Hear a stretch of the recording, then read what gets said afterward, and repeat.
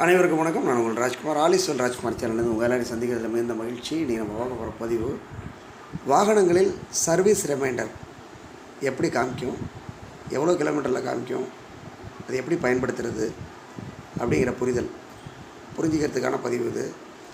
நம்மள்ட்ட அந்த வண்டி சர்வீஸ்க்கு வந்தது. சர்வீஸ் பண்ணி கொடுத்து 3 நாட்களில் சர்வீஸ் ரிமைண்டர் காமிக்குது. அதாவது இந்த வாகன உரிமையாளர் சர்வீஸ் ரிமைண்டர் காமிக்கிறதுக்கு முன்னாடியே வண்டி சர்வீஸ் கொடுத்துட்டாங்க. அதனால் சர்வீஸ் ரிமைண்டர் அவங்களுக்கு காமிக்கல. அப்போது சர்வீஸ் பண்ணி 3 நாளில் சர்வீஸ் ரிமைண்டர் காமிக்குது. அப்போ அவங்க கூப்பிட்டு என்கிட்ட நீங்கள் சர்வீஸே பண்ணலை, நீங்கள் சர்வீஸ் பண்ணியிருந்தீங்கன்னா சர்வீஸ் ரிமைண்டர் வரக்கூடாதுல்ல, இந்த சிக்னல் ஏன் காமிக்குது, இது காமிக்குதுன்னா வண்டி சர்வீஸ் பண்ணலான்னு அர்த்தம் அப்படின்னு சொல்கிறாங்க. இப்போது சாவி ஆன் பண்ணியிருக்கிறோம், ஹெல்மெட்டும் டூலும் காமிச்சிக்கிட்டே இருக்குது. இது வந்து ட்ரிப்பு கிலோமீட்டர்,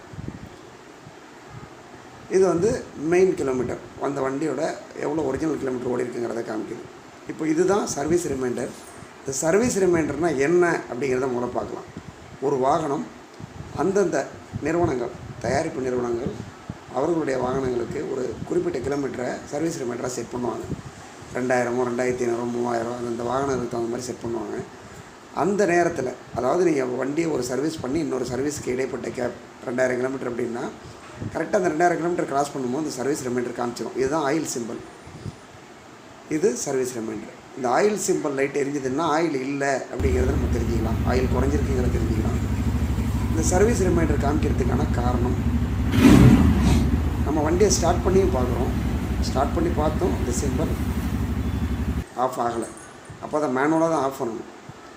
இப்போ இதில் என்ன நடந்திருக்குன்னு கேட்டிங்கன்னா, அவங்க ஒரு 3-4 நாளைக்கு முன்னாடியே சர்வீஸ் கொடுத்துட்டாங்க.